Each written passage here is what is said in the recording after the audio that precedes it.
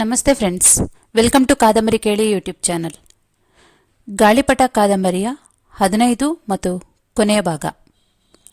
14ನೇ ಭಾಗದಲ್ಲಿ ಸೌರವ್ ಮತ್ತು ಅಮೀರ್ ಮಧ್ಯ ಸ್ವಲ್ಪ ಸಂಬಂಧ ಬೆಳೆಯೋದನ್ನು ನೋಡಿದ್ವಿ. ಹಾಗೆ ತಾಲಿಬನ್ಸ್ ಅಮೀರ್ನ ಇನ್ನೂ ಹುಡುಕ್ತಾ ಇದ್ದಾರೆ ಅನ್ನೋ ಸುಳಿವು ಸಿಕ್ತು. ಅಮೆರಿಕನ್ ಎಂಬಸಿ ಅವ್ರಿಗೆ ವೀಸಾ ಗ್ರಾಂಟ್ ಮಾಡಲಿಲ್ಲ. ಈಗ ಅಲ್ಲಿಂದ ಕತೆ ಮುಂದಕ್ಕೆ. ಎಂಬಸಿಯಿಂದ ಹೊರಗೆ ಬರಬೇಕಾದ್ರೆ ಬಾ ಸೌರವ್ ಅಂತ ಕರೆದಾಗ ನಾನೆಲ್ಲಾದರೂ ನಿಂತು ಮಾತಾಡುವಾಗ ಸೌರವ್ ಬಂದು ಹತ್ತಿರದಲ್ಲಿ ಸೊಂಟದ ಪಕ್ಕ ಅಂಟುಕೊಂಡು ಹಾಗೆ ನಿಂತ್ಕೊಳ್ತಿದ್ದ. ನಿಜಕ್ಕೂ ನೋಡಿದ್ರೆ ರಹೀಂ ಖಾನ್ ಅವರು ಕೊಟ್ಟಿರೋ ಹಸನ್ ಫೋಟೋ ಅಲ್ಲಿ ಅಪ್ಪ ಮಗ ಇಬ್ಬರು ಹಾಗೆ ನಿಂತಿದ್ರು. ಅದು ತುಂಬ ಖುಷಿಯ ವಿಚಾರ. ಸಾಯಂಕಾಲ ಒಂದು ಪಾರ್ಕ್ಗೆ ಹೋದ್ವಿ. ಅಲ್ಲಿ ಮಾತಾಡಬೇಕಾದ್ರೆ ಅಲ್ಲಿ ನೋಡು ಅಂತ ಸೌರವ್ ತೋರಿಸಿದ್ದ. ಮೇಲ್ಗಡೆ ಗಿಡಗಳು ಇದ್ವು. ಅದನ್ನ ನೋಡಿ, ಅಯ್ಯೋ ಪಾಕಿಸ್ತಾನಲ್ಲಿ ಗಿಡಗ ಇರುತ್ತೆ ಅಂತ ನಂಗೆ ಗೊತ್ತೇ ಇರಲಿಲ್ಲ ಅಂತ ಹೇಳಿದೆ. ಹೌದು, ನನಗೂ ಗೊತ್ತಿರಲಿಲ್ಲ ಅಂತ ಹೇಳ್ದ ಅವನು. ಅವನ ವಯಸ್ಸೆಷ್ಟು? ಮತ್ತೆ ಎಲ್ಲರಿಗೂ ಯಾಕೆ ನಮ್ಮ ಅಪ್ಪನಿಗೆ ಹರ್ಟ್ ಮಾಡಬೇಕನ್ನಿಸ್ತಿತ್ತು ಅಂತ ಕೇಳ್ದ. ಅದಕ್ಕೆ ನನ್ನ ಹತ್ರ ಏನೂ ಉತ್ತರ ಇರಲಿಲ್ಲ. ಆದರೆ ನನ್ನ ಹತ್ರ ಮಾತಾಡೋದಕ್ಕೆ ಸ್ವಲ್ಪ ಫ್ರೀಡಮ್ ಆಗಿತ್ತು. ಮುಂಚೆ ಥರ ಮುಟ್ಟಿದ್ರೆ ತಾನು ಅಸಹ್ಯ, ತನ್ನನ್ನು ಯಾರು ಮುಟ್ಟಬಾರ್ದು ಅನ್ನೋ ಫೀಲಿಂಗಿಂದ ಅವನು ಹೊರಗೆ ಬಂದಿದ್ದ. ನನ್ನ ಹತ್ರ ಚೆನ್ನಾಗಿದ್ದ. ರೂಮಿಗೆ ಬಂದ್ವಿ. ಸಾಯಂಕಾಲ ಸೊರೆಯ ಫೋನ್ ಮಾಡಿದ್ಲು. ಸೊರೆಯ ಕೂತ್ಕೋ ಒಂದು ಕಡೆ, ನಾನು ಸುಮಾರು ವಿಷಯ ಹೇಳಬೇಕು. ಈ ಕಾಲಿಂಗ್ ಕಾರ್ಡ್ 1 hour ಮಾತ್ರ ಟೈಮ್ ಇದೆ ಅಂತ ಹೇಳಿದೆ. ಪಾಕಿಸ್ತಾನಲ್ಲಿ 7:30 ಅಂದರೆ ಚಿಕಾಗೋ ಅಲ್ಲಿ ಹೆಚ್ಚು ಕಮ್ಮಿ ಬೆಳಗಿನ ಜಾವ ಅದೇ ಟೈಮ್ ಆಗಿರುತ್ತೆ. ಹೇಳು ಅಂತ ಹೇಳಿ ಒಂದು ಚೇರ್ ಕಿರ್ ಅಂತ ಸರಿಸಿದ್ದು ಶಬ್ದನೂ ಕೇಳ್ತು. ಕೂತ್ಕೊಂಡ್ಲು. ಹೇಳಿದೆ, ಎಲ್ಲ ವಿಚಾರ ಹೇಳಿದೆ. ಎಲ್ಲ ಹೇಳಿದೆ. ಅವಳು ಕೊನೆಯಲ್ಲಿ ಅಳ್ತಾ ಇದ್ಲು. ಅರೆ ಸೊರೆಯ, ನಾನೊಬ್ಬನಿಗೆ ಬರೋಕ್ಕೆ ಇಷ್ಟ ಇಲ್ಲ. ನಾನು ಈ ಹುಡುಗನ ಕರ್ಕೊಂಬರ್ಬೇಕು ಅಂದ್ಕೊಂಡಿದ್ದೀನಿ ಅಂತ ಹೇಳಿದೆ. ಅಮೀರ್, ಅವನು ನಿಮ್ಮ ರಕ್ತ, ನಿಮ್ಮ ಮನೆ ಕುಡಿ. ಅದನ್ನ ಹೇಗೆ ಬಿಟ್ಟು ಬರ್ತೀರಾ ಸ್ಟ್ರೀಟ್ಸ್ಗೆ? ನೀವು ಕಂಪಲ್ಸರಿ ಕರ್ಕೊಂಬರ್ಬೇಕು. ನಿಂಗೆ ಇಷ್ಟ ಆಗತ್ತೆ ಅಲ್ವಾ? ನಿಂಗೇನು ಅಭ್ಯಂತರ ಇಲ್ಲ ಅಲ್ವಾ ಅಂತ ಕೇಳಿದೆ. ಅಭ್ಯಂತರನಾ? ಅದರಲ್ಲಿ ಏನು ಅಭ್ಯಂತರ ಇದೆ ಅಮೀರ್? ಹೋಪ್ ನಾವು ಆ ಹುಡುಗನ ಜೊತೆ ಚೆನ್ನಾಗಿರೋಣ, ಅವನು ನಮ್ಮ ಜೊತೆ ಚೆನ್ನಾಗಿರ್ತಾನೆ ಅಂತ ಅಂದ್ಕೊಳ್ಳೋಣ. ಇದರಲ್ಲಿ ನನ್ನ ಒಪಿನಿಯನ್ಗೋ ನಿನ್ನ ಒಪಿನಿಯನ್ಗೋ ಅವಕಾಶನೇ ಇಲ್ಲ. ನಾವು ಅವ್ರನ್ನ ಕಾಪಾಡ್ಕೋಬೇಕಾಗಿರೋ ಜವಾಬ್ದಾರಿ ನಮ್ಮಿಬ್ಬರದು ಅಮೀರ್ ಅಂತ ಹೇಳಿದ್ಲು. ಲವ್ ಯು ಅಂತ ಹೇಳಿದೆ. ಅದಕ್ಕೆ ಲವ್ ಯು ಬ್ಯಾಕ್ ಅಂತ ಅವಳು ನಗ್ತಾ ಹೇಳಿದ್ಲು. ಆಯಿತು, ನಾಳೆ ನಾನು ಅಮೆರಿಕನ್ ಎಂಬಸಿಯವರು ಒಬ್ಬರು ಲಾಯರ್ ಸಜೆಸ್ಟ್ ಮಾಡಿದ್ದಾರೆ. ಅವ್ರನ್ನ ಕರ್ಕೊಬಂದ್ಬಿಟ್ಟು ಎಲ್ಲ ವಿಚಾರ ಅವ್ರ ಹತ್ರ ಡಿಸ್ಕಸ್ ಮಾಡ್ತೀನಿ ವೀಸಾ ಬಗ್ಗೆ ಅಂತ ಹೇಳಿದೆ. ಆಯಿತು, ನಾನು ಒಮಾಯನ್ ಕಾಕಾ, ನಮ್ಮ ಶರೀಫ್ ಕಾಕಾ ಹತ್ರ ಒಂದು ಸ್ವಲ್ಪ ಎಂಕ್ವೈರಿ ಮಾಡಿ ನೋಡ್ತೀನಿ. ಅವ್ರಿಗೂ ಫ್ರೆಂಡ್ಸ್ ಇರಬೇಕು ಅಲ್ಲೆಲ್ಲ ಅಂತ ಹೇಳಿದ್ಲು. ಅವತ್ತಿನ ದಿನ ಸಾಯಂಕಾಲ ನನ್ನ ಹತ್ರ ಅಲ್ಲಿ ಮಲ್ಕೊಂಡು ಸೌರವ್ ಕೇಳ್ದ, ನನಗೆ ಭಯ ಆಗತ್ತೆ, US ಬಂದರೆ ನಾನು ಅಡ್ಜಸ್ಟ್ ಆಗ್ತೀನಾ ಅಂತ ಕೇಳ್ದ. ಅಬ್ಸಲ್ಯೂಟ್ಲಿ, ಅದರಲ್ಲೇನಿಲ್ಲ. ನೀನು ತುಂಬ ಚೆನ್ನಾಗಿ ಹೊಂದ್ಕೋತೀಯ, ಏನು ಭಯ ಪಡಬೇಡ. ಓ ಇಂಗ್ಲೀಷಾ? ಅದರಲ್ಲಿದ್ದೇನು ತೊಂದರೆ ಇಲ್ಲ, 1 ವರ್ಷದಲ್ಲಿ ಪಿಕಪ್ ಆಗ್ತೀಯಾ ಅಂತ ಹೇಳಿದೆ. ಅವಾಗ ನೀವು ನನ್ನನ್ನು ಆ ಬ್ರಿಡ್ಜಿಗೆ ಕರ್ಕೊಂಡು ಹೋಗ್ತೀರಾ ಅಂತ ಕೇಳ್ದ. ಹಾಂ, ಕರ್ಕೊಂಡು ಹೋಗ್ತೀನಿ ಅಂದೆ. ಆ ಸ್ಟ್ರೀಟ್ಸ್ಗೆ ಅಂತ ಕೇಳಿದೆ. ಪ್ರತಿಯೊಂದು ಸ್ಟ್ರೀಟ್ಗೂ ಕರ್ಕೊಂಡು ಹೋಗ್ತೀನಿ ಅಂತ ಆವೇಶದಿಂದ ಹೇಳಿದೆ. ಹೋಗಿ ಅವನ ಪಕ್ಕ ಕೂತ್ಕೊಂಡೆ. ಸೊ ನೀನು ಹೊರಡೋಕ್ಕೆ ಪೂರ್ತಿ ರೆಡಿ ಇದೆಯಾ ಅಲ್ವಾ ಅಂತ ಹೇಳಿ ಹತ್ತಿರಕ್ಕೆ ತಗೊಂಡೆ. ಅವನು ಸುಮ್ಮನೆ ನನ್ನ ಜೊತೆ ಇದ್ದುಬಿಟ್ಟ. ಮಾರನೇ ದಿನ ಲಾಯರ್ ಒಮಾಯನ್ ಬರ್ತಾ ಇದ್ದಾರೆ ಅಂತ ಹೇಳಿದೆ. ಅವರು ಈಗ ಬಂದೆ, ಬರ್ತಾ ಇದ್ದೀನಿ, ಈಗ ಟ್ರಾಫಿಕಲ್ಲಿದ್ದೀನಿ, ಈಗ ಕ್ಯಾಬ್ ಬರಲಿಲ್ಲ, ಏನೋ ಹೇಳ್ಕೊಳ್ತಾ ತುಂಬ ಲೇಟಾಗಿ ಬಂದಿದ್ದೆ. ಮಾತಾಡಿದ್ರು ನನ್ನ ಜೊತೆ. ಒಂದಿಷ್ಟು ವಿಷಯ ಹೇಳಿದೆ. ಈ ಥರ ನಮಗೆ ಅವರೆಲ್ಲ ರಿಜೆಕ್ಟ್ ಮಾಡಿದ್ರು, ಈ ಥರ ವೀಸಾ ಕೊಡಲಿಲ್ಲ, ಆ ಥರದ್ದೆಲ್ಲ ಹೇಳಿದೆ. ಓ ಇವನೇನಾ ಹುಡುಗ ತುಂಬ ಇಷ್ಟೊಂದು ತೊಂದರೆ ಕೊಡ್ತಿರೋನು ಅಂತ ಅವನ್ನ ನೋಡಿ ಹೇಳ್ದ. ಅವನು ತೊಂದರೆ ಕೊಡ್ತಾ ಇಲ್ಲ ಅಂತ ನಾನು ಹೇಳಿದೆ. ನಿನ್ನ ಹೆಸರೇನು ಅಂತ ಕೇಳಿದ್ರು. ಸೌರವ್ ಅಂತ ಅವನು ಹೇಳ್ದ. ನಿನ್ನು ಗ್ರೇಟ್ ವಾರಿಯರ್ ಹೆಸರು ಇಟ್ಕೊಂಡಿದ್ಯಾ ಗೊತ್ತಾ ಅಂತ ಕೇಳ್ದ. ಅವನು ಮಾತಾಡಲಿಲ್ಲ, ಟಿ ವಿ ನೋಡ್ತಾ ಇದ್ದ. ಹಾಗೆ ಸುಮಾರು ಏನೋ ಚಾನಲ್ಸ್ ಚೇಂಜ್ ಮಾಡ್ಕೋತಾ ಅದರಲ್ಲಿ ಬರ್ತಾ ಇರೋ ಕಾರ್ಟ್ಯೂನ್ಸ್ನ ಅದು ಇದು ನೋಡ್ಕೋತಾ ಇದ್ದ. ಸ್ಪಷ್ಟವಾದ ಪಸ್ತೂನಿಯಲ್ಲಿ ಮಾತಾಡ್ತಿದ್ರು ಲಾಯರ್. ಅದಕ್ಕೆ ನಾನು ಹೇಳಿದೆ, ಇಲ್ಲಿಂದ ಇಂಗ್ಲೀಷಲ್ಲಿ ಇಡೀ ಕನ್ವರ್ಸೇಷನ್ನ ಅಂತ. ಯಾಕೆಂದರೆ ಇಲ್ಲಿ ಸೌರವ್ ಅಮೆರಿಕಕ್ಕೆ ಬರೋ ಪಾಸಿಬಿಲಿಟೀಸ್ ತುಂಬ ಕಮ್ಮಿ ಇದ್ವು. ಅದು ಅವನಿಗೆ ಅರ್ಥ ಆಗೋದು ಇಷ್ಟ ಇರಲಿಲ್ಲ. ಏನು ಅವಕಾಶ ಇದೆ ಅಂತ ತುಂಬ ಯೋಚನೆ ಮಾಡಿ ಎಷ್ಟೊಂದು ಡಿಸ್ಕಸ್ ಮಾಡಿ ಆದಮೇಲೆ ಕೊನೆಗೆ ಒಂದು ಕನ್ಕ್ಲೂಷನ್ಗೆ ಬಂದರು ಲಾಯರು. ಇವನ್ನ ಯಾವುದಾದ್ರೂ ಒಂದು ಅನಾಥಾಶ್ರಮದಲ್ಲಿ ಸ್ವಲ್ಪ ದಿನ ಇಟ್ಟು ಅಲ್ಲಿ ಅವ್ರಿಗೆ ಅಪ್ಪ ಅಮ್ಮ ಯಾರು ಇಲ್ಲ ಅಂತ ಅವರ ಸ್ವಲ್ಪ ಸರ್ಟಿಫೈ ಮಾಡೋ ಥರ ಮಾಡಿ ನೀವು ಕರ್ಕೊಂಡು ಹೋಗಬೇಕು. ಇಲ್ಲ ಅಂದರೆ ಇಲ್ಲೇ ಒಂದು 2 ವರ್ಷ ಇರಬೇಕಾಗತ್ತೆ. ನೀವಿಬ್ಬರೇ ಇದ್ದು ಇನ್ ಆ್ಯಂಡ್ ಔಟ್ ಒಟ್ಟಿಗಿದ್ದೀರಾ ಅಂತ ಪ್ರೂವ್ ಮಾಡಿಕೊಂಡು ಆಮೇಲೆ ನೀವು ಕರ್ಕೊಂಡು ಹೋಗಬೇಕಾಗತ್ತೆ ಅಂತ. ನಾನು ಇಲ್ಲೇ ಇರೋಕ್ಕೆ ಸಾಧ್ಯ ಇಲ್ಲ. ಸೊರೆಯ ಏನಾಗ್ತಾಳೆ? ಹೋಗ್ಲಿ, ಇಲ್ಲಿ ತಾಲಿಬನ್ಸ್ ನನ್ನ ಅಷ್ಟು ದಿನ ಬದುಕೋಕೆ ಬಿಡ್ತಾರಾ? ಇವೆರಡು ಒಂದು ಕಡೆಗಾದರೆ ಸೌರವ್ನ ನಾನು ಅನಾಥಾಶ್ರಮಕ್ಕೆ ಕಳಿಸಲ್ಲ ಅಂತ ಪ್ರಾಮಿಸ್ ಮಾಡಿದ್ದೀನಿ. ಅದು ಬಿಟ್ಟು ಬೇರೆ ಅವಕಾಶ ಏನಾದರೂ ಇದ್ದರೆ ಹೇಳಿ ಅಂತ ಹೇಳಿದೆ. ಬೇರೆ ಎಂಥದ್ದು ಅವಕಾಶ ಇರಲಿಲ್ಲ. ನೋಡಿ, ದಿ ಬೆಸ್ಟ್ ಅಂದರೆ ಅದೊಂದೇ ಇರೋದು. ಈಗ ಸದ್ಯಕ್ಕೆ ನೀವು ಅಪ್ಲೈ ಮಾಡಿದ್ರೂ ಎಲ್ಲ US ಅಲ್ಲಿ ಎಲ್ಲ ಅಫಿಷಿಯಲ್ಸು ವಾರಿಗೆ ಸಪೋರ್ಟ್ ಮಾಡೋದ್ರಲ್ಲಿ ಮುಳುಗೋಗಿರ್ತಾರೆ. ಏನು ಬೇರೆ ವೀಸಾಗಳನ್ನ ಅಪ್ಲೈ ಮಾಡಿದ್ರೂ ಅಪ್ರೂವ್ ಮಾಡೋ ಸ್ಟೇಜಲ್ಲಿ ಅವ್ರು ಯಾರೂ ಇರೋದಿಲ್ಲ. ಆದ ಕಾರಣ ದಿ ಬೆಸ್ಟ್ ಅಂದರೆ ಇದೊಂದೇನೆ ಅಂತ ಹೇಳಿ ಹೊರಟರು. ಅವ್ರ ಹಿಂದೆ ನಾನು ಹೋದೆ. ಅಷ್ಟೊತ್ತಿಗೆ ಆಲ್ರೆಡಿ 6 ಗಂಟೆ ಆಗೋಗಿತ್ತು. ಅವ್ರನ್ನ ಬೈ ಹೇಳಿ ವಾಪಸ್ ಬಂದೆ. ಸೌರವ್ ನನ್ನನ್ನು ನೋಡ್ದ. ನಾನು ಕೂತ್ಕೊಂಡೆ ತಲೆ ಹಿಡ್ಕೊಂಡು, ಏನು ಮಾಡಲಿ ಅಂತ. ಏನು ಹೇಳಿದ್ರು ಅಂತ ಬಂದು ಸೌರವ್ ಕೇಳ್ದ. ಹಾಗೆ ನನ್ನನ್ನು ಅವನು ಹತ್ರಕ್ಕೆ ಬಿಟ್ಕೋತಿದ್ದ. ಅವನ ಹತ್ರಕ್ಕೆ ಕೇಳ್ಕೊಂಡೆ. ಆಲ್ಮೋಸ್ಟ್ ನನ್ನ ಎದೆ ಮೇಲೆ ಹೊರಗೆ ಕೂತ. ನಾನು ಏನಿಲ್ಲ ಸೌರವ್, ಆಗತ್ತೆ, ಆದರೆ ಒಂದು ಪಾಸಿಬಿಲಿಟಿ ಇದೆ ಅಂತ ಹೇಳ್ತಿದ್ದಾರೆ ಅಂತ ಹೇಳಿದೆ. ಹೌದಾ, ಏನಂತೆ ಅದು? ಯಾವಾಗ ಹೋಗ್ತೀವಿ ನಾವು ಅಂತ ತುಂಬ ಆತುರವಾಗಿ ಕೇಳ್ದ. ಅದೇ ಸ್ವಲ್ಪ ಸಮಯ ಹಿಡಿಯೋ ಆಗಿದೆ ಅಂತ ನಿಧಾನಕ್ಕೆ ಹೇಳಿದೆ ನಾನು. ಓ ಅದು ಪರವಾಗಿಲ್ಲ, ಇಟ್ ಈಸ್ ಲೈಕ್ ಸವರ್ ಆ್ಯಪಲ್, ಹುಳಿ ಹಣ್ಣು ತಿನ್ನೋ ಥರ ಅಲ್ವಾ, ವೆಯ್ಟ್ ಮಾಡೋಣ ಅಂತ ಹೇಳ್ದ. ಏನು ಹುಳಿ ಹುಳಿ ಇರೋ ಆಪಲ್ ಅಂದರೆ ಏನು ಅಂತ ಕೇಳಿದೆ. ಒಂದು ಸತಿ ನಮ್ಮ ಗಾರ್ಡನಲ್ಲಿತ್ತಲ್ಲ ಆಪಲ್ ಮರದಲ್ಲಿ, ಅವು ಹಣ್ಣನ್ನು ತುಂಬ ಕುಯ್ಕೊಂಡು ತಿಂದ್ಬಿಟ್ಟಿದ್ದೆ. ಅವಾಗ ನಂಗೆ ತುಂಬ ಹೊಟ್ಟೆ ನೋವು ಬಂದಿತ್ತು, ತುಂಬ ಹೊಟ್ಟೆ ಊದ್ಕೊಂಡ್ಬಿಟ್ಟಿತ್ತು. ಅವಾಗ ಅಮ್ಮ ಹೇಳಿದರು, ಆ ಥರ ಹಸಿದೆ ತಿಂದರೆ ಹಂಗಾಗತ್ತೆ, ಹಣ್ಣು ಹೋಗೋವರೆಗೂ ಕಾಯಬೇಕು. ಯಾವಾಗಲೇ ಆಗಲಿ ಜೀವನದಲ್ಲಿ ಹಸಿಯಾಗಿರೋದು ತಿಂದರೆ ಈ ಥರ ಪ್ರಾಬ್ಲಮ್ಸ್ ಬರುತ್ತೆ, ವೆಯ್ಟ್ ಮಾಡಿದ್ರೆ ಒಳ್ಳೆ ಆ್ಯಪಲ್ ಸಿಗುತ್ತೆ, ಒಳ್ಳೇದು ಸಿಗುತ್ತೆ ಅಂತ ಹೇಳಿದರು ಅಂತ ಹೇಳ್ದ. ನೀನು ಹೇಳಿದ ಪಾಠ ಇಷ್ಟು ಅಚ್ಚುಕಟ್ಟಾಗಿ ಕಲ್ತಿದ್ಯಾ, you are the smartest guy that I have seen in years ಅಂತ ಹೇಳಿ ಅವನ್ನ ಹಗ್ ಮಾಡಿಕೊಂಡೆ. ಅವನು ಪರವಾಗಿಲ್ಲ, ಇವನಿಗೆ ಹೇಳ್ಬೋದು, ಬೇರೆ ದಾರಿ ಇಲ್ಲ ಅಂತ ಅನ್ನಿಸ್ತು. ಅಷ್ಟೊತ್ತಿಗೆ ಸರಿ ಸೌರಭ್, ಈಗ ಒಂದು ವಿಷಯ ಹೇಳ್ತಿದ್ದಾರೆ ಇವರು, ಒಂದು ಹೋಮ್ ಫಾರ್ ದಿ ಕಿಡ್ಸ್, ಅದರಲ್ಲಿ ನೀನು ಒಂದು ಸ್ವಲ್ಪ ದಿನ ಇದ್ದರೆ ಆಮೇಲೆ ಅಲ್ಲಿಂದ ವೀಸಾ ಇಶ್ಯೂ ಮಾಡ್ತಾರಂತೆ ಅಂತ ಹೇಳಿದೆ.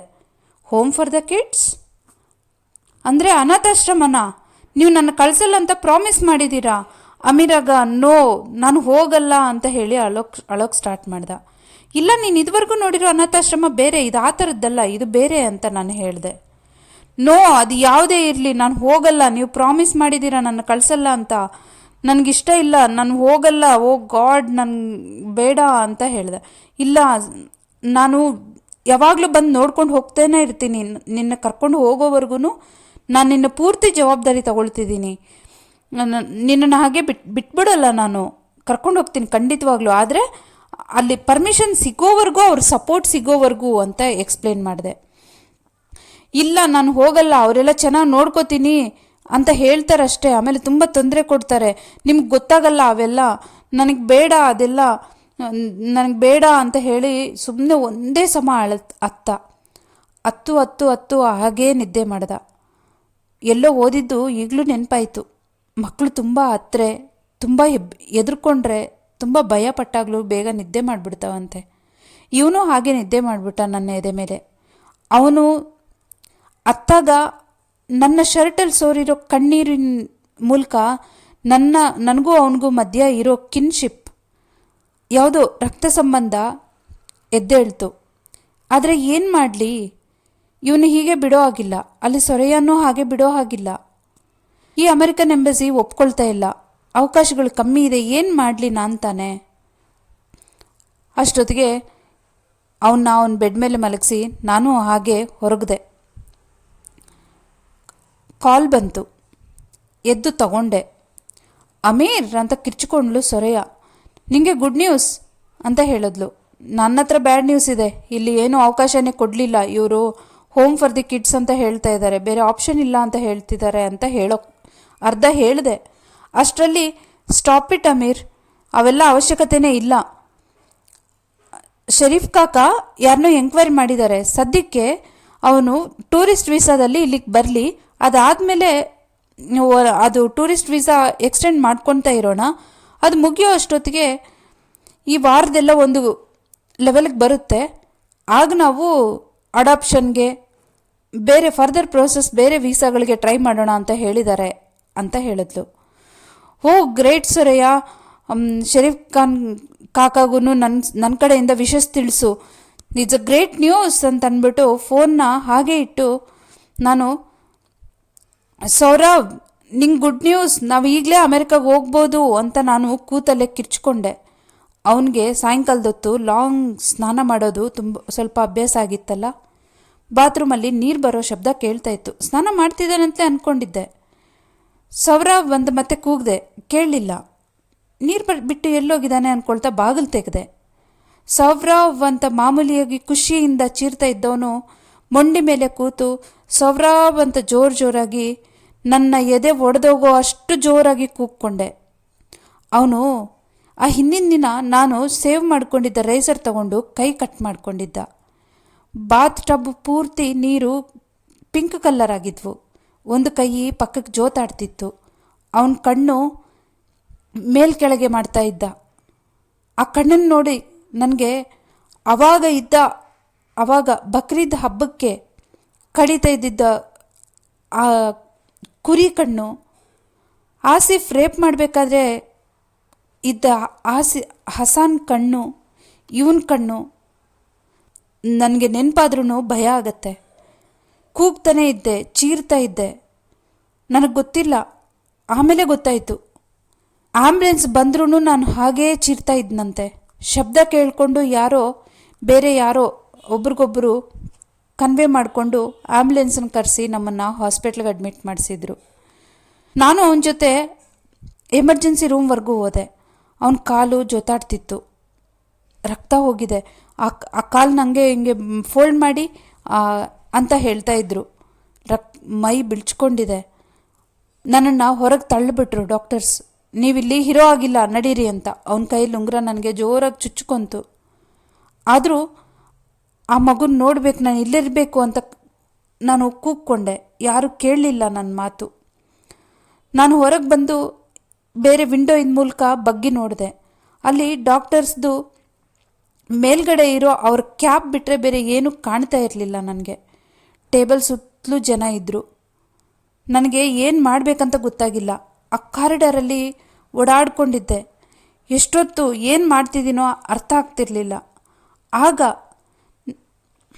ನಾನು ಕೈಟ್ ಟೂರ್ನಮೆಂಟ್ ಗೆಲ್ಲೋವಾಗ ಹಸನ್ ಅವನ ರಕ್ತದ ಕಲೆಗಳ ಮೇಲೆ ನನ್ನ ವಿಕ್ಟ್ರಿ ನಡೆದಿತ್ತು.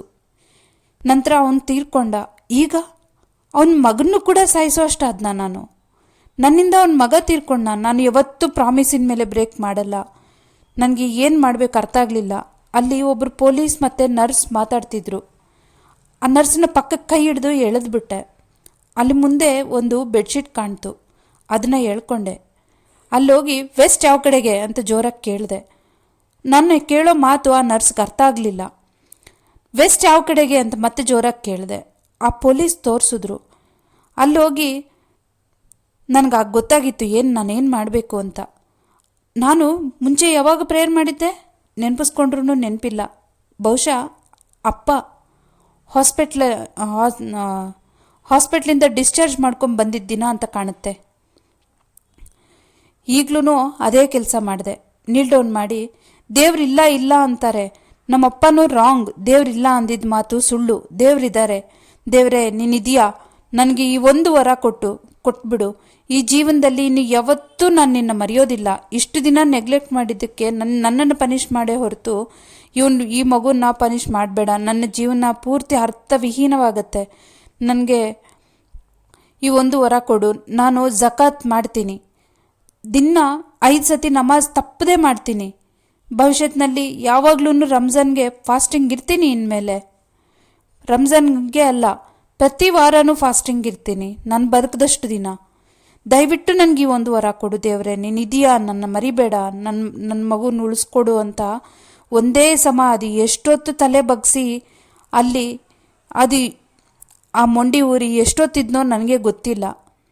ಸುಮಾರು ಹೊತ್ತಾದಮೇಲೆ ಎದ್ದು ಹೋಗಿ ಕಾರಿಡಾರಲ್ಲಿ ಕೂತ್ಕೊಂಡೆ. ಅಲ್ಲಿ ಲೈಟ್ ಬೆಳಕು ಮಾತ್ರ ಕಾಣ್ತಿತ್ತು. ಅಲ್ಲಿರೋ ಫೋಲ್ಡಬಲ್ ಐರನ್ ಚೇರ್ಸ್ ಮೇಲೆ ಕೂತಾಗ ಅಲ್ಲಿ ಬೇರೆ ಹೆಂಗಸೂ ಎಚ್ಚರಾದಾಗೆಲ್ಲ ಅರಬ್ಬಲ್ಲಿ ಏನೋ ಹೇಳ್ಕೊತಾ ಪ್ರೇಯರ್ ಮಾಡ್ಕೋತಾ ಇದ್ರು. ಅವರೂ ಇಷ್ಟೇ ಕಷ್ಟದಲ್ಲಿರ್ಬೋದು, ಏನು ಕಷ್ಟದಲ್ಲಿದ್ದಾರೋ ಪಾಪ. ಆದರೆ ದೇವ್ರಿವಾಗ ನನ್ನ ಪ್ರೇಯರ್ ಕೇಳಿಸ್ಕೋತಾರ, ಆ ಹೆಂಗಸು ಪ್ರೇಯರ್ ಕೇಳಿಸ್ಕೋತಾರ? ತಲೆ ಚಿಟ್ಟಿಡಿತಾ ಇತ್ತು. ಎದುರುಗಡೆ ಇರೋ ಮ್ಯಾಗ್ಝಿನ್ ತಗೊಂಡೆ. ಅದು ಏನು ನೋಡ್ತಾ ಇದ್ದೀನೋ ನನ್ನ ತಲೆಗೆ ಹೋಗ್ತಾ ಇರಲಿಲ್ಲ. ನಂಗೆ ಕಣ್ಣು ಫಾಲೋ ಮಾಡೋಕ್ಕಾಗ್ತಾ ಇಲ್ಲ, ಕಾನ್ಸಂಟ್ರೇಷನ್ ನಿಲ್ತಾ ಇಲ್ಲ. ಆದರೂ ಅದ್ರ ಅತಿ ಕಷ್ಟದ ಮೇಲೆ ಕಣ್ಣು ಮುಚ್ಚಿ ತೆಗೆದು ಅತಿ ಕಷ್ಟದ ಮೇಲೆ ಪ್ರಯತ್ನ ಪಟ್ಟೆ. ಕಣ್ಣಿಗೆ ಬಿದ್ದಿದ್ದ ನ್ಯೂಸು, ಯಾವುದೋ ಟ್ರೈನ್ ಕೆಳಗೆ ಬಿದ್ದು ಒಂದು ಹುಡುಗ ಸತ್ತೋಗಿದ್ದಾನೆ ಅಂತ ಎತ್ತಿ ಎಸಿಬೇಕನ್ನಿಸ್ತು. ಸಾವಿನ ಸುದ್ದಿ ನಾನು ಕೇಳೋ ಸ್ಥಿತಿಯಲ್ಲಿ ಇರಲಿಲ್ಲ. ಸೌರವ್ ನನ್ನ ಕಣ್ಣೆದುರುಗಡೆ ಸೌರವ್ ಕಣ್ಣು ಮರೆ ಆಗ್ತಾ ಇಲ್ಲ. ಇನ್ನೊಂದು ಯಾವುದೋ ಫೋಟೋ ತಗೊಂಡೆ. ಬ್ಲೂ ಕಲರ್ ಚೂಡಿದಾರ್ ಹಾಕಿರೋ ಲಾಲಿವುಡ್ ಹೀರೋಯಿನ್ ಫೋಟೋ ಇತ್ತು. ಅವಳು ನಗ್ತಾ ಇದ್ಲು. ನನ್ನನ್ನು ನೋಡಿ ಪರಿಹಾಸ ಮಾಡ್ತಾ ಇದ್ದಂಗೆ ಅನ್ನಿಸ್ತು. ಅದನ್ನು ಎತ್ತಿ ಹೊರಗೆಸ್ದು ಹೊರಗಡೆಗೆ ಬಂದೆ. ಅಲ್ಲಲ್ಲಿ ಎಷ್ಟು ಜೇಡ್ರ ಬೆಲೆ ಕಟ್ಟಿದ್ದಾವೆ, ಎಷ್ಟೆಷ್ಟು ನೊಣಗಳು ಹೋರಾಡ್ತಿದ್ದಾವೆ ಕೌಂಟ್ ಮಾಡ್ತಾ ಕೂತೆ. ಆಗಲಿಲ್ಲ ನನ್ನ ಕೈಯಲ್ಲಿ. ಅಲ್ಲೂ ಇಲ್ಲೂ ಓಡಾಡಿದೆ. ಏನಾದರೂ ಮಾಡಬೇಕು, ನಿದ್ದೆ ಮಾಡಬೇಕು, ಗೊತ್ತಾಗ್ತಿಲ್ಲ ಏನು ಮಾಡಬೇಕು ಅಂತ. ಹಾಗೆ ಬಂದು ಮತ್ತೊಂದು ಸತಿ ಪ್ರೇಯರ್ಗೆ ಕೂತೆ. ಹಾಗೆ ನಿದ್ದೆ ಮಾಡಿಬಿಟ್ಟಿದ್ದೀನಿ, ಗೊತ್ತಾಗಲಿಲ್ಲ ನನಗೆ. ಸ್ವಲ್ಪ ಹೊತ್ತಾದಮೇಲೆ ಒಬ್ಬರು ಬಂದು ನನ್ನ ಎಬ್ಬರಿಸಿದ್ರು. ತಟ್ಟಿ ಎಬ್ಬರಿಸಿದ್ರು. ತಿರುಗಿ ನೋಡಿದೆ. ಅವ್ರ ಮಾಸ್ಕ್ಗೆ ರಕ್ತ ಇತ್ತು. ಅವರು ಸೌರವ್ನ ನೋಡ್ತಾ ಇದ್ದ ಡಾಕ್ಟರ್ ಅಂತ ಅರ್ಥ ಆಯಿತು. ದೇವ್ರ ದಯದಿಂದ ಆ ಮಾಸ್ಕ್ ತೆಗೆದುಬಿಟ್ರು. ಯಾಕಂದರೆ ನಾನು ಮತ್ತೊಂದು ಸತಿ ಅವನ ರಕ್ತ ನೋಡಲಿಕ್ಕೆ ರೆಡಿ ಇರಲಿಲ್ಲ. ಆಗ ಅವರು ತುಂಬ ರಕ್ತ ಹೋಗಿದೆ ಮಗುಗೆ, ತುಂಬ ಕಷ್ಟ ಕಾಲದಲ್ಲಿದೆ ಅಂತ ಅವರು ಹೇಳ್ತಾ ಇದ್ರು. ಅವ್ರಿಗೆ ಏನು ಹೇಳ್ತಿದ್ದಾರೋ ನಾನು ಕೇಳಿಸ್ಕೊಳ್ಳೋಕ್ಕೆ ಸ್ಥಿತಿ ಇರಲಿಲ್ಲ. ಅವ್ರಿಗೆ ಹೇಳೋ ಸುದ್ದಿ ನನ್ನ ಮನಸ್ಸು ಒಪ್ಕೊಳ್ಳೋಕ್ಕೂ ರೆಡಿ ಇರಲಿಲ್ಲ. ಕಣ್ಣು ಮುಚ್ಕೊಂಡು, ದೇವರೇ ನಾನು ಜಕಾತ್ ಮಾಡ್ತೀನಿ, ನಾನು ಪ್ರೇಯರ್ ಮಾಡ್ತೀನಿ, ಹಜ್ ಮಾಡ್ತೀನಿ, ಫಾಸ್ಟಿಂಗ್ ಮಾಡ್ತೀನಿ ಅಂತ ಹೇಳ್ಕೊತಾ ಕಣ್ಣು ಮುಚ್ಕೊಂಡು ಕೈ ಜೋರಾಗಿ ಇಚುಕ್ಕೊಳ್ತಾ ಕೂತೆ. ಕೊನೆಯಲ್ಲಿ ಅವ್ರು ಏನು ಹೇಳಿದ್ರು ಅಂತಲೂ ನನಗೆ ಗೊತ್ತಿಲ್ಲ.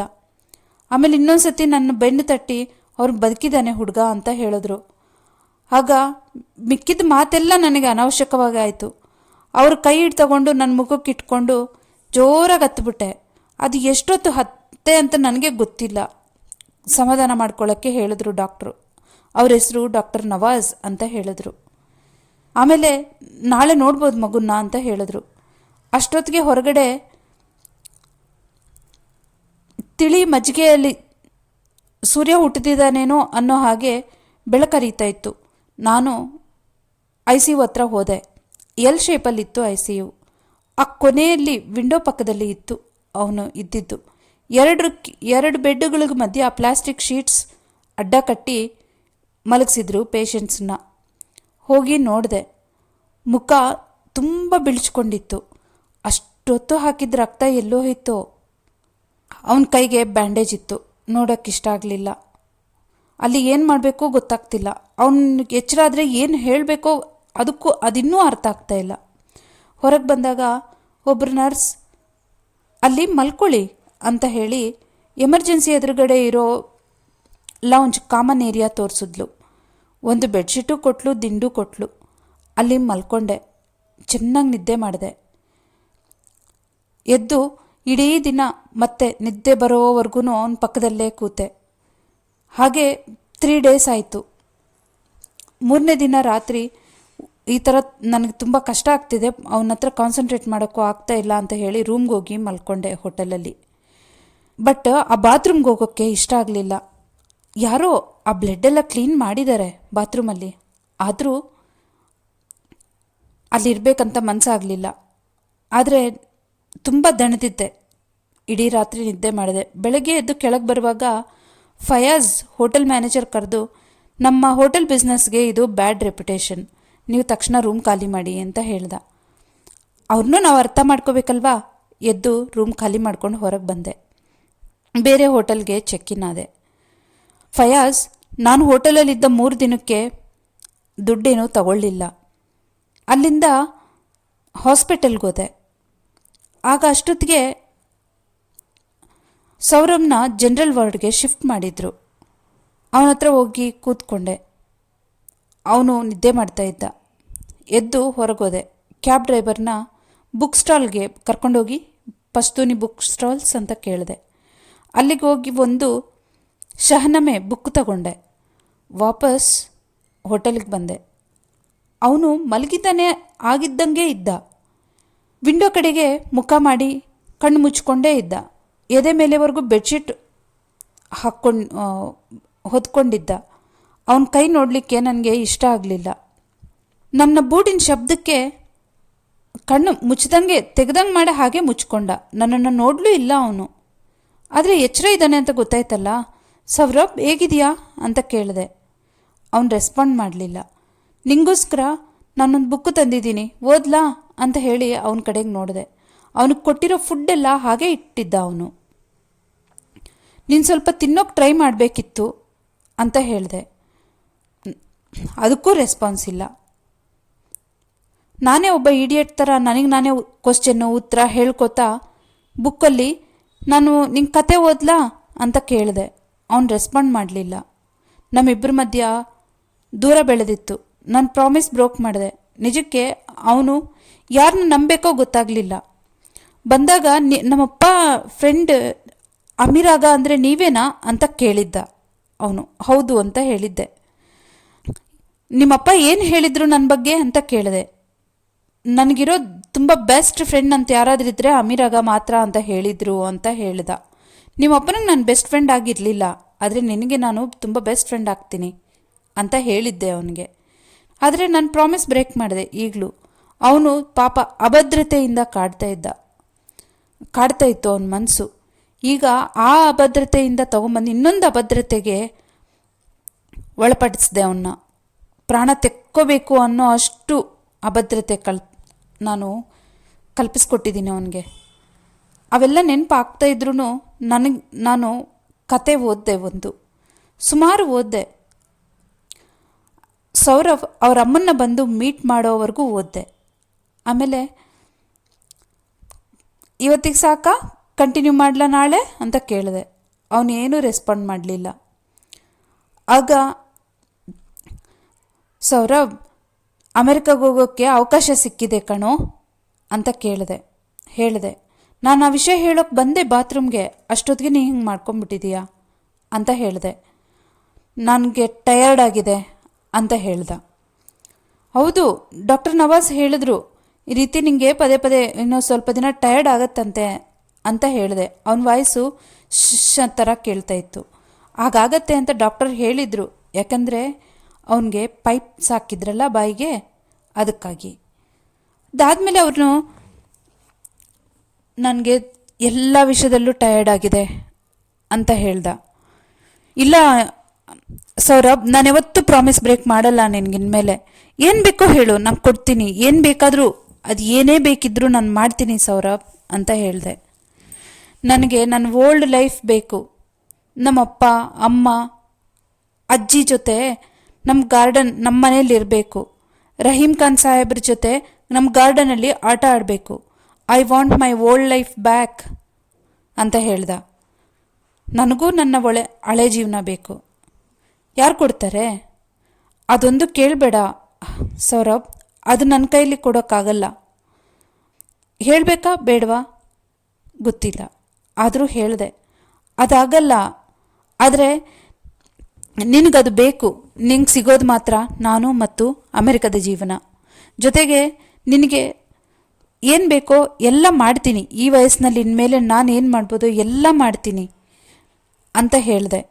ನನಗೆ ಟಯರ್ಡ್ ಆಗಿದೆ ಅಂತ ಹೇಳಿ ಇನ್ನೊಂದು ಬಗ್ಲಿಗೆ ತಿರುಗ್ದ. I am tired. ಆಯಿತು, ನೀನು ಸ್ವಲ್ಪ ಊಟ ಮಾಡ್ತೀಯಾ ಕೇಳಿದೆ. No, I am tired of everything ಅಂತ ಹೇಳಿ ಹಾಗೆ ಮಲ್ಕೊಂಡ. ಅದು ಕೊನೆ ಮಾತಾಗತ್ತೆ ನಾನು ಕೇಳಿಸ್ಕೊಳ್ಳೋದು ಮತ್ತೆ ಸುಮಾರು ವರ್ಷಗಳ ಕಾಲ ಅನ್ನೋದು ಆವಾಗ ನನಗೆ ಅರ್ಥ ಆಗಿರಲಿಲ್ಲ.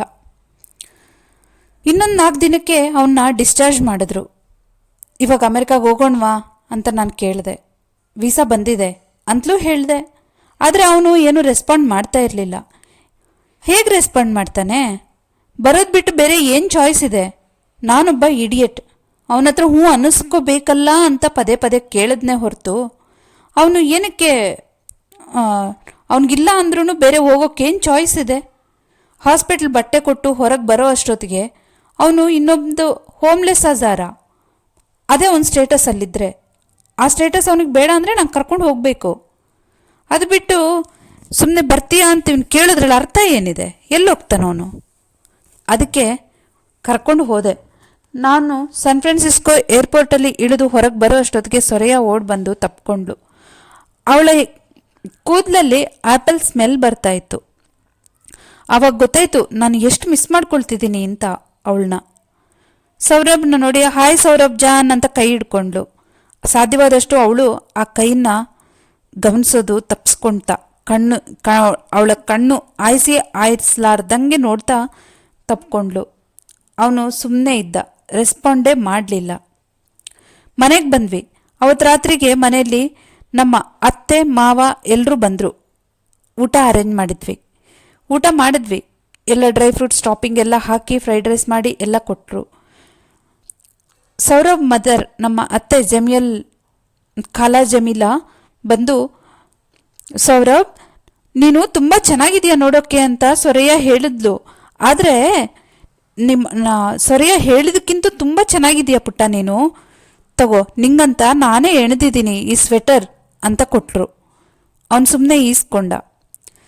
ಆದರೆ ಈಗ ಸದ್ಯಕ್ಕೆ ನಿಂಗಿದು ಚಿಕ್ಕದಾಗ್ಬೋದು ಪುಟ್ಟ, ಈಗ ಬರೋ ವಿಂಟರ್ ಅಷ್ಟೊತ್ತಿಗೆ ಖಂಡಿತವಾಗ್ಲೂ ನಿಂಗಿದು ಸಾಕಾಗತ್ತೆ ಅಂತ ಖುಷಿಯಾಗಿ ಮೊಮ್ಮಗನ ಮಾತಾಡಿಸೋ ರೀತಿಯಲ್ಲಿ ಪ್ರೀತಿಯಿಂದ ಹೇಳಿದ್ರು. ಸೌರಭ್ ರೆಸ್ಪಾಂಡ್ ಮಾಡಲಿಲ್ಲ, ಸುಮ್ಮನೆ ತಗೊಂಡ. ನನಗೂ ಅವ್ರಿಗೂ ಮಧ್ಯಾಹ್ನ ಪೂರ್ತಿ ಗ್ಯಾಪ್ ಬಂದ್ಬಿಟ್ಟಿದೆ. ಈಗ ಒಂದು ಟರ್ಮೆಂಟೈಲಿಂದ ಇನ್ನೊಂದು ಟರ್ಮೆಂಟೈಲ್ ಕರ್ಕೊಬಂದ್ಬಿಟ್ಟಿದ್ದೀನಿ ಅವನ್ನ. ಈಗ ಇವ್ರ ಜೊತೆ ಹೇಗೆ ಅವನು ಹೊಂದ್ಕೊಂಡಾನು ಗೊತ್ತಾಗಲಿಲ್ಲ. ಮೇಲ್ಗಡೆ ಇರೋ ಒಂದು ಸ್ಟಡಿ ರೂಮನ್ನ ಸೌರಭ್ ರೂಮಾಗಿ ಕನ್ವರ್ಟ್ ಮಾಡಿದ್ಲು ಸೊರೆಯ. ಆ ರೂಮಲ್ಲಿ ಅವನಿಗೆ ಬೋರ್ ಆಗ್ಲಾರ್ದಂಗೆ ಅವನು ಓದಬೇಕಾಗಿರೋ ಬುಕ್ಸು, ಕೆಲವು ಪಝಲ್ಸು, ಕೆಲವು ಜಿಪ್ ಲೈನರ್ಸು, ಸುಮಾರು ಆಟದ ಗೊಂಬೆಗಳು, ಅವನ ಏಜಿಗೆ ಬೇಕಾಗಿರೋವೆಲ್ಲ ತಂದಿಟ್ಟಿದ್ಲು. ಅಫ್ಘಾನಿಂದ ಬರ್ತಾ ಇದ್ದಾನಲ್ವಾ, ಮರೀಲಾರ್ದೆ ಬೆಡ್ಶೀಟ್ಸು ಕೂಡ ಎಲ್ಲ ಗಾಳಿಪಟ ಶೇಪಲ್ಲಿರೋ ಗಾಳಿಪಟದ ಚಿತ್ರಣ ಬಿಡಿಸಿರೋ ಅಂಥ ಬೆಡ್ಶೀಟ್ಗಳನ್ನ ತಂದಿಟ್ಟಿದ್ಲು. ಆದರೆ ಸೌರಭ್ ರೆಸ್ಪಾಂಡ್ ಮಾಡಲಿಲ್ಲ. ನಿಂಗಿಷ್ಟ ಆಯ್ತಾ ನಿನ್ನ ರೂಮು ಅಂತ ಪ್ರೀತಿಯಿಂದ ಕೇಳಿದ್ರು. ಅವನು ಸುಮ್ಮನೆ ಒಂದು ಎಡ್ಜಲ್ಲಿ ಕೂತ್ಕೊಂಡ. ಮಾತಾಡ್ಪುಟ್ಟ ಅಂತ ಕೇಳಿದಾಗ ಸುಮ್ಮನೆ ಅದ್ರ ಮೇಲ್ಗಡೆ ದಿಂಬು ಮೇಲ್ಗಡೆ ತಲೆ ಇಟ್ಟು ಮಲ್ಕೊಬಿಟ್ಟ ಅವನು. ಅವತ್ತು ರಾತ್ರಿ ಊಟ ಮಾಡಿ ಆದಮೇಲೆ ಜನರಲ್ ತಹೇರಿ ಅವ್ರು ಕೂತ್ಕೊಂಡು, ಈಗ ಹೇಳು, ಯಾಕೆ ಈ ಹುಡುಗನ ಕರ್ಕೊಬಂದಿದ್ಯಾ ನೀನು ಅಂತ ಕೇಳಿದ್ರು. ಸೊರೆಯ ಊಟ ಮಾಡ್ತಾ ಇದ್ಲು ಇನ್ನು. ಆ ಸ್ಪೂನ್ನ ಕೆಳಗೆ ಹಾಕಿ ಅಪ್ಪ ಅಂತ ಏನೋ ಹೇಳೋಕ್ಕೋದ್ಲು. ನೀನಿರು ಸೊರೆಯ ಅಂತ ಹೇಳಿದೆ. ಏನೋ ಒಂದು ಬಂದಿದೆ ಬಿಡ್ರಿ ಅಂತ ಜಮೀಲಾ ಅವರೇ ಹೇಳಿದ್ರು. ನಿನಗೇನಮ್ಮ ತಾಯಿ, ಮನೆಯಲ್ಲಿ ಸ್ವೆಟರ್ ಹೆಣ್ಕೊಂಡು ಕೂತಿರ್ತೀಯ, ಹೊರಗಡೆ ಜನನ್ನ ಫೇಸ್ ಮಾಡೋದು ನಾನು. ಯಾಕೆ ಒಂದು 1000 ಹುಡುಗ ಬಂದು ನಿಮ್ಮ ಮಗಳ ಜೊತೆ ಇದ್ದಾನೆ ಅನ್ನೋ ಪ್ರಶ್ನೆಗೆ ಉತ್ತರ ಕೊಡಬೇಕಾದವನು ನಾನು ಅಂತ ಭಾಷಣದ ರೀತಿಯಲ್ಲಿ ಹೇಳಿದ್ರು. ಅದಕ್ಕೆ ನಾನು ಹೇಳಿದೆ, ಯಾರಾದರೂ ಕೇಳಿದ್ರೆ ಹೇಳಿ, ನಮ್ಮಪ್ಪ ಒಂದು ಕೆಲಸದ ಹೆಂಗಸು ಜೊತೆ ಮಲಗಿದ್ರು, ಅವ್ರಿಗುಟ್ಟಿರೋ ಮಗನ ಮಗು ಇದು. ನಾನು ಅಲ್ಲದೆ ಬೇರೆ ಯಾರು ದಿಕ್ಕಿಲ್ಲ, ಅವ್ರನ್ನೆಲ್ಲರನ್ನೂ ಸಾಯಿಸ್ಬಿಟ್ಟಿದ್ದಾರೆ ಈ ತಾಲಿಬನ್ಸು, ಅದಕ್ಕೆ ಅವನು ಕರ್ಕೊಬಂದು ನನ್ನ ಜೊತೆ ಇಟ್ಕೊಂಡಿದ್ದೀನಿ ಅಂತ ಧೈರ್ಯವಾಗಿ ಹೇಳಿ ಅಂತ ಹೇಳಿದೆ. ಅವರು ಬಾಯಿ ಮುಚ್ಚಿದ್ರು. ಅದಾದಮೇಲೆ ಜೀವನ ಯಥಾ ಪ್ರಕಾರ ಕಂಟಿನ್ಯೂ ಆಯಿತು. ಆದರೆ ನನಗೂ ಸೌರಭ್ಗೂ ಮಧ್ಯ ಮತ್ತೆ ಸಂಬಂಧ ಕುದುಡ್ಲೇ ಇಲ್ಲ, ನಾವಿಬ್ಬರು ಮಾತಾಡ್ಕೊಳ್ಳೇ ಇಲ್ಲ. ಸುಮಾರು ಸತಿ ಸೊರೆಯ ಅವನ ವಾಯ್ಸ್ ಹೇಗಿರುತ್ತೆ, ಅವನ ಮಾತು ಹೇಗಾಡ್ತಾನೆ ಅಂತ ಕೇಳಿ ತುಂಬ ಸತಿ ಕೇಳಿದ್ಲು. ನನಗೂ ಅವನ ವಾಯ್ಸ್ ಹೇಗಿದೆ ಅನ್ನೋದು ಮರ್ತೋಗಿತ್ತು. ಅದನ್ನೇ ಹೇಳಿದೆ ಅವಳಿಗೆ. ಬರ್ತಾ ಬರ್ತಾ ಸೊರೆಯಾಗೂ ತುಂಬ ಡಿಸಪಾಯಿಂಟ್ಮೆಂಟ್ ಆಗೋಕ್ಕೆ ಸ್ಟಾರ್ಟ್ ಆಯಿತು. ಅವಳಲ್ಲೇ ಅವಳೇ ತಾಯಿ ಆಗಿದ್ದಿದ್ರೆ ತನ್ನ ಮಗುಗೆ ಎಷ್ಟು ಮಾಡ್ಬೋದು ಆ ರೀತಿಯಲ್ಲಿ ನೋಡಿದ್ದೆಲ್ಲ ಸೌರಭ್ ಅಂತ ಎಲ್ಲ ತಂದು ಕೊಟ್ಲು. ಎಷ್ಟು ಪ್ಲ್ಯಾನ್ ಮಾಡ್ತಿದ್ಲು. ನಾನು ದಿನ ಅವಳನ್ನ ಸ್ವಿಮ್ಮಿಂಗ್ ಕ್ಲಾಸಿಗೆ ಕರ್ಕೊಂಡು ಹೋಗ್ತೀನಿ, ಮ್ಯೂಸಿಕ್ ಕ್ಲಾಸಿಗೆ ಕರ್ಕೊಂಡು ಹೋಗ್ತೀನಿ, ಮತ್ತು ಅವನಿಗೆ ಹೋಮ್ವರ್ಕ್ ನಾನು ಕೂತು ಮಾಡಿಸ್ತೀನಿ ಅಂತೆಲ್ಲ ಕನಸು ಕಾಣ್ತಾ ಇದ್ಲು. ಆದರೆ ಸೌರಭ್ ನಮಗೆ ರೆಸ್ಪಾಂಡೇ ಮಾಡಲಿಲ್ಲ. ಸುಮ್ಮನೆ ತಿಂತಾ ಇದ್ದ, ಮಲಗಿ ಗೊರಕೆ ಹೊಡಿತಾ ಇದ್ದ, ಬಿಟ್ಟರೆ ಏನೂ ರೆಸ್ಪಾನ್ಸ್ ಇರ್ತಾ ಇರಲಿಲ್ಲ. ಅವಳು ತಂದಿರೋ ಬುಕ್ಸ್ ಆಗಲಿ, ಅವಳು ತಂದಿರೋ ಆಟದ ಗೊಂಬೆಗಳಾಗಲಿ ಒಂದೂ ಅವನು ಮುಟ್ಟಿರಲಿಲ್ಲ. ದಿನ ರಾತ್ರಿ ಮಲಗದ ಮೇಲೆ ನಾನು ಒಂದು ಹೊತ್ತಾದ್ಮೇಲೆ ಎದ್ದೋಗಿ ನೋಡ್ತಾ ಇದ್ದೆ ಅವನ್ನ ಏನು ಮಾಡ್ತಿದ್ದಾನೋ ಅಂತ. ಮತ್ತೆ ನನಗೆ ಅವಾಗ ಹಸನ್ಗೆ ಮೋಸ ಆಗಿದ್ದ ದಿನಗಳಲ್ಲಿ ಇನ್ಸೋಮ್ಯಾ, ನಿದ್ದೆ ಇಲ್ಲದ ತನ ಕಾಡ್ತಾ ಇತ್ತು. ಈಗಲೂ ಅದೇ ರೋಗ ವಾಪಸ್ ಬಂತು. ಪದೇ ಪದೇ ಹೋಗಿ ಅವನ ಬೆಡ್ರೂಮಲ್ಲಿ ಅವನ್ನ ಚೆಕ್ ಮಾಡ್ಕೊಂಡು ಬರ್ತಾ ಇದ್ದೆ. ಒಂದ್ಸತಿ ಅವನ ಬೆಡ್ ಕೆಳಗೆ ಏನೋ ಕಾಣಿಸ್ತು. ನನಗೆ ರಹೀಮ್ ಖಾನ್ ಅವ್ರು ಕೊಟ್ಟಿದ್ದ ಹಸನ್ ಮತ್ತು ಅವನ ಮಗನ ಫೋಟೋ. ಪಾಪ ಇವನು ಎಚ್ಚರ ಇದ್ದಾಗೆಲ್ಲ ಬರೀ ಈ ಫೋಟೋನೇ ನೋಡ್ಕೋತಾ ಇರ್ತಾನಂತ ಕಾಣುತ್ತೆ. ತುಂಬ ಮನಸ್ಸಿಗೆ ದುಃಖ ಬಂತು. ಜೊತೆಗೆ ಅವನು ಎಚ್ಚರದಲ್ಲಿ ಇದ್ದು ನಾನು ನೋಡ್ತಾ ಇದ್ದರೆ ನೋಡಲಿ ಬಿಡು ಅಂತ ಸುಮ್ಮನೆ ನೋಡ್ತಾ ಇದ್ದ, ನಾನು ಫೋಟೋ ತಗೊಂಡ್ರು. ಅಂದರೆ ಇದೊಂಥರ ನನ್ನ ಬಗ್ಗೆ ಅವನು ಕ್ಷಮೆ ಕೊಟ್ಟಿದ್ದಾನ ನನಗೆ. ನಾನು ಪ್ರಾಮಿಸ್ ಬ್ರೇಕ್ ಮಾಡಿದ್ದಕ್ಕೆ ನಾನು ತುಂಬ ಸತಿ ಕೇಳಿದೆ ಅವನಿಗೆ, ನನಗೆ ಕ್ಷಮಿಸು ನಿನ್ನ ಪ್ರಾಮಿಸ್ ಬ್ರೇಕ್ ಮಾಡಿದ್ದಕ್ಕೆ ಅಂತ. ಆದರೂ ಕ್ಷಮಿಸಿದ್ದಾನೆ ಅಂತಲೇ ತಿಳ್ಕೊಳ್ತೀನಿ ಅಂದ್ಕೊಂಡು ವಾಪಸ್ ಬಂದೆ. ಹೀಗೆ ಇಷ್ಟರಲ್ಲಿ ಅಮೆರಿಕದಲ್ಲಿ ದೊಡ್ಡ ಬದಲಾವಣೆ ಆಯಿತು. ಟ್ವಿನ್ ಟವರ್ ಮೇಲೆ ಆಫ್ಘನ್ ಅವ್ರು ಬಂದು ಬಾಂಬ್ ಹಾಕಿದ್ರು. ಅದಾದಮೇಲೆ ಅಮೆರಿಕ ಹೋಗಿ ಅವ್ರ ಮೇಲೆ ಬೊಂಬಾರ್ಡ್ ಮಾಡಿದ್ರು. ಅದಾದಮೇಲೆ ಅಲ್ಲಿ ಪೊಲಿಟಿಕಲ್ ಚೇಂಜಸ್ ಆಗೋಕ್ಕೆ ಸ್ಟಾರ್ಟ್ ಆಯಿತು. ಆಗ ಜನರಲ್ ತಹೇರಿ ಅವರು ಮಿನಿಸ್ಟರ್ ಪೋಸ್ಟ್ಗಾಗಿ ಆಫ್ಘನ್ಗೆ ಹೊರಟೋದ್ರು. ಅವ್ರೋಗಿ ಪೂರ್ತಿ ಸೆಟ್ಲ್ ಆದಮೇಲೆ ಜಮೀಲಾ ಅವರಲ್ಲಿ ಹೋಗೋದು ಅಂತ ತೀರ್ಮಾನ ಆಗಿತ್ತು. ಅದಕ್ಕೆ ಅವ್ರು ಬಂದು ನಮ್ಮ ಜೊತೆಯಲ್ಲೇ ಇದ್ದರು. ಆದರೂ ಅವ್ರ ಗಂಡನ ಆರೋಗ್ಯದ ಬಗ್ಗೆ, ಊಟದ ಬಗ್ಗೆ ತಲೆ ಕೆಡಿಸ್ಕೊತಾನೇ ಇದ್ದರು. ನಾನು ಹೊರಗಡೆ ಎಲ್ಲಿ ಹೋದ್ರೂ ಸೌರಭ್ನ ಕರ್ಕೊಂಡು ಹೋಗ್ತಿದ್ದೆ. ಅವನು ಅಲ್ಲಿವರೆಗೂ ಬರ್ತಿದ್ದ, ಆದರೆ ಅವನು ಸೈಲೆಂಟಾಗಿ ಒಂದು ಕಡೆ ಇರ್ತಿದ್ದ. ಅವನು ನಡೆದ್ರೆ ಹೆಜ್ಜೆ ಗುರುತು ಇಡಬಾರ್ದು, ಉಸಿರಾಡಿದ್ರೆ ಗಾಳಿಗೆ ಎಲ್ಲಿ ತೊಂದರೆ ಆಗುತ್ತೋ ಅನ್ನೋ ರೀತಿಯಲ್ಲಿ ಬಿಹೇವ್ ಮಾಡ್ತಿದ್ದ. ಒಂದು ಬುಕ್ ಶಾಪಲ್ಲಿ ಹೋಗಿ ನಾನು ಬುಕ್ ತಗೊಳ್ತಾ ಬಾ ಅಂತ ಕರ್ಕೊಂಡು ಹೋಗಿರ್ತೀನಿ, ನಾನು ಕೈ ಬಿಟ್ಟಿದ್ರೆ ಎಲ್ಲಿ ಬಿಟ್ಟಿದ್ರೆ ಅಲ್ಲೇ ನಿಂತಿರ್ತಿದ್ದ. ಹಾಗೆ ದಿನಗಳು ಹುರುಳ್ತಾ ಇದ್ವು.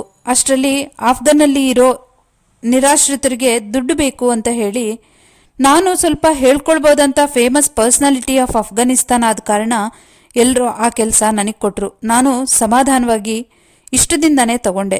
ಎಲ್ರಿಗೂ ಮೇಲ್ ಹಾಕು, ಎಲ್ರಿಗೂ ಮೇಲ್ಸಿಗೆ ರೆಸ್ಪಾಂಡ್ ಮಾಡು, ಬಂದಿದ್ದ ದುಡ್ಡೆಲ್ಲ ಎಲ್ಲಿ ಹೋಗ್ತಿದೆ, ಈ ರೆಫ್ಯೂಜಿ ಸೆಂಟರ್ಸ್ಗೆ ಹೇಗೆ ಖರ್ಚು ಮಾಡಬೇಕು ಅಂತ ಪ್ಲ್ಯಾನ್ ಮಾಡು.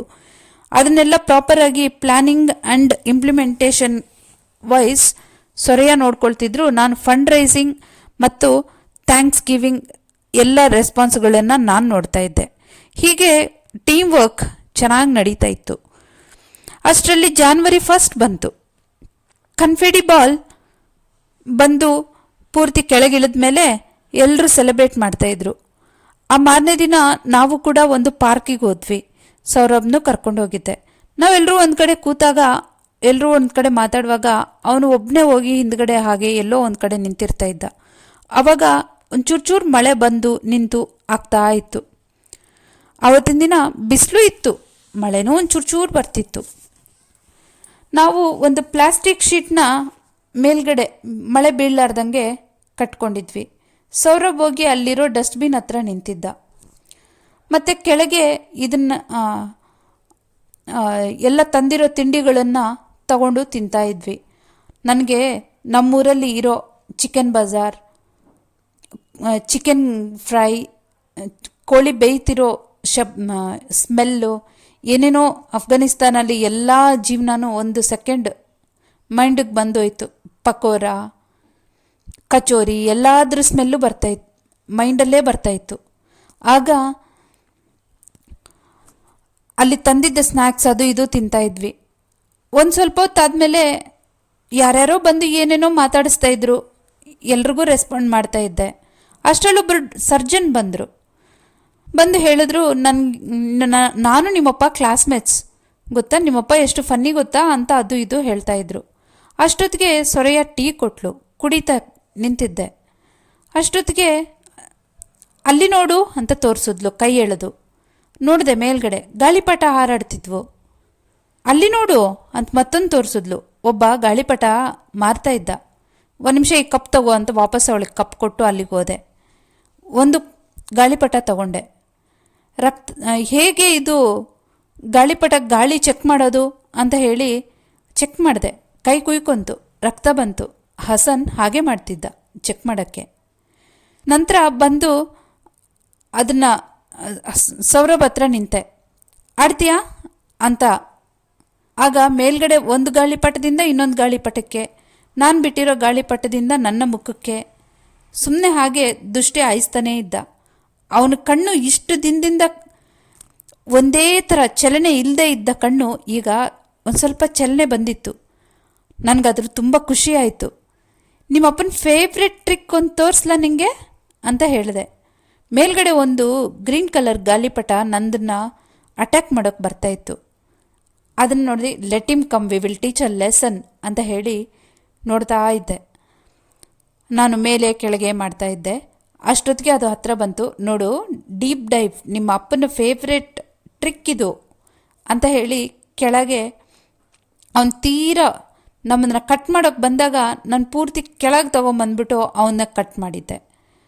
ಆವಾಗ ಎಲ್ಲರೂ ಖುಷಿಯಾಗಿ ಚಪ್ಪಾಳೆ ತಟ್ತಾಯಿದ್ರು. ನನಗೆ ಆಫ್ಘನ್ನಲ್ಲಿ ನಾನು ಗೆದ್ದ ಟೂರ್ನಮೆಂಟ್ ನೆನಪಾಯಿತು. ಸಡನ್ನಾಗಿ ನಾನು 25 ವರ್ಷ ಹಿಂದೆ ಹೊರಟೋಗಿದ್ದೆ. ಈ 25 ವರ್ಷದಲ್ಲಿ ಯಾವತ್ತೂ ನಾನು ಗಾಳಿಪಟ ಆರಿಸಿಲ್ಲ. ಆದರೆ ಇವತ್ತು ಆರಿಸೋದಕ್ಕೇನೋ ಅಷ್ಟು ಕಷ್ಟ ಆಗ್ತಿಲ್ಲ. ನೀನು ಆರಿಸ್ತೀಯಾ ನೀನು ಬೇಕಾ ಅಂತ ಕೇಳಿದೆ ಅವನಿಗೆ. ಸುಮ್ಮನೆ ಇದ್ದ ಅವನು, ರೆಸ್ಪಾಂಡ್ ಮಾಡಲಿಲ್ಲ. ಆದರೆ ಸ್ಪೂಲ್ ತಗೊಂಡ, ಅದನ್ನ ರೋಲ್ ಮಾಡ್ತಾ ಇದ್ದ, ಇಟ್ಕೊಂಡಿದ್ದ. ಅದಾದಮೇಲೆ ನನ್ನ ಕಂಕ್ಳಲ್ಲಿ ಇಟ್ಕೊಂಡು ಅದನ್ನು ನಾನು ಟ್ರೈ ಮಾಡಿದೆ. ಸ್ವಲ್ಪ ಹೊತ್ತಿಗೆ ಅವನೇ ಈಸ್ಕೊಂಡ. ಇದೊಂದು ಸ್ಮಾಲ್ ಗೆಸ್ಚರ್. ತೀರಾ ಮೇಲ್ಗಡೆ ಹತ್ತಿರ ಬರ್ತಿದ್ದ ಒಂದು ಗಾಳಿಪಟನ ಕಟ್ ಮಾಡಿ ಸೌರವ್ ಕಡೆಗೆ ತಿರುಗಿದಾಗ ಅವನ ಮುಖದಲ್ಲಿ ಸಣ್ಣದಾಗಿ ಒಂದು ನಗೆ ಬಂದು ಮಿಂಚಿನ ವೇಗದಲ್ಲಿ ಅದು ಮರೆ ಆಗ್ತಾಯಿತ್ತು. ಅದನ್ನು ನೋಡಿದೆ ನಾನು. ಅದು ಎಷ್ಟೇ ಸಣ್ಣ ನಗೆ ಆಗಲಿ ನಾನು ಗಮನಿಸಿದ್ದೆ. ನನಗೆ ರೆಸ್ಪಾನ್ಸ್ ಸಿಗ್ತಿದೆ. ಇದು ತುಂಬ ದೊಡ್ಡದು, ಹೇಳ್ಕೊಳ್ಳೋಂಥ ರೆಸ್ಪಾನ್ಸ್ ಅಲ್ಲ ಇದು. ಆದ್ರೂ ಪರವಾಗಿಲ್ಲ, ನಾನು 2 ಕೈ ದೊಡ್ಡದು ಮಾಡಿ ತಗೊಳ್ತೀನಿ ಆ ರೆಸ್ಪಾನ್ಸನ್ನು. ಬಹುಶಃ ನನ್ನ ಅವನ್ನ ನಂಬೋದು ಅಲ್ವಾ, ನನಗೂ ಅವನಿಗೂ ಮಧ್ಯೆ ಸಂಬಂಧ ಮತ್ತೆ ಬಿಲ್ಡ್ ಆಗ್ಬೋದಲ್ವಾ ಅಂತ ಆಸೆ ಮೇರೆಗೆ ನಾನು, ನೀನು ಓಡಿಸ್ತೀಯಾ ಅಂತ ಮತ್ತೆ ಅವನಿಗೆ ಕೊಡೋಕ್ಕೋದೆ. ತಗೊಳ್ಳಿಲ್ಲ. ನಾನು ಓಡಿಸ್ಲಾ ನಿನಗೆ ಅಂತ ಹೇಳಿದೆ. ನನ್ನ ಮುಖ ಗಾಳಿಪಟ ನೋಡ್ದ ಅವನು. ಮತ್ತೆ ಅದನ್ನ ಬಿಟ್ಟು ನಾನು ಓಡೋಕ್ಕೆ ಸ್ಟಾರ್ಟ್ ಮಾಡಿದೆ. ಸಡನ್ನಾಗಿ ನಾನು 12 ವರ್ಷದವನಾಗ್ಬಿಟ್ಟೆ. ಅಷ್ಟೊತ್ತಿಗೆ ಓಡಾಡ್ತಾ ಇದ್ದೆ ಚೆನ್ನಾಗಿ. ಗಾಳಿಪಟ ನಾನು ರನ್ ಮಾಡ್ತಲೇ ಇದ್ದೆ. ಈ ಥರ ಈ ಕತೆ ಎಂಡ್ ಆಗಿದೆ. ತುಂಬ ಒಳ್ಳೆ ಎಂಡಿಂಗ್ ಏನಲ್ಲ, ಆದ್ರೂ it's better than something is better than nothing ಅನ್ನೋ ಥರ ಆಗಿದೆ. Hope you like this story. ಇದರಲ್ಲಿ ಒಂದು ಪಾಯಿಂಟ್ ನಾನು ಹೇಳೋದು ಮರ್ತಿದ್ದೆ. ಏನಂದರೆ, ಆಸಿಫ್ ಅಮೀರ್ನ ಹೊಡೆಯೋವಾಗ ಮುಖದ ಮೇಲೆ ಪಂಚ್ ಮಾಡಿದಾಗ ಅವನ ಮೇಲ್ಗಡೆ ತುಟಿ ಅರ್ಧೋಗಿರುತ್ತೆ, ಏರ್ಲಿಪ್ ಥರ. ಹಸನ್ಗಿತ್ತಲ್ಲ ಅದೇ ಥರ ಅರ್ದಿರುತ್ತೆ. ಅದನ್ನು ಹೊಲಿಸ್ಕೊಂಡಿರ್ತಾನೆ, ಸರ್ಜರಿ ಆಗಿರುತ್ತೆ. ಅದಾದಮೇಲೆ ಈಗಲೂ ಕೊನೆಯಲ್ಲೂ ಗಾಳಿಪಟ ಓಡಿಸುವಾಗ್ಲೂ ತನ್ನ ಮೇಲ್ಗಡೆ ತನ್ನ ತುಟಿ ಮೇಲೆ ಇರೋ ಆ ಸ್ಕಾರ್ ಏನು ಉಳಿದಿರುತ್ತೆ ಅದನ್ನು ನೋಡಿಕೊಂಡು ಏರ್ಲಿಪ್ ಆಗಿರ್ಬೋದು ಅಂತೆಲ್ಲರೂ ಅನ್ಕೋತಾರೆ. ಏರ್ಲಿಪ್ ಕೈಟ್ ರನ್ನರ್ ಅಂತ ಅಂದ್ಕೊಳ್ತಾರಲ್ವ ನನ್ನನ್ನು ಅಂತ ನಾನು ಅಂದ್ಕೊಂಡೆ ಅಂತ ಅಂದ್ಕೊಳ್ತಾನೆ. ಥ್ಯಾಂಕ್ ಯು ಫ್ರೆಂಡ್ಸ್ ಕೇಳಿದ್ದಕ್ಕೆ. ನಾನು I try to do by my best. ಇನ್ನು ಏನಾದರೂ ಸರಿಯಾಗಿ ಹೇಳಿಲ್ಲ ಅಂತಂದರೆ ನಿಮ್ಮ ಕಾಮೆಂಟ್ಸ್ ತಿಳಿಸಿ. ನಿಮ್ಮ ಫೀಡ್ಬ್ಯಾಕ್ ನಾನು ತಗೊಂಡು ನಾನು ಇಂಪ್ರೂವ್ ಮಾಡ್ಕೊಳ್ತೀನಿ. And good time.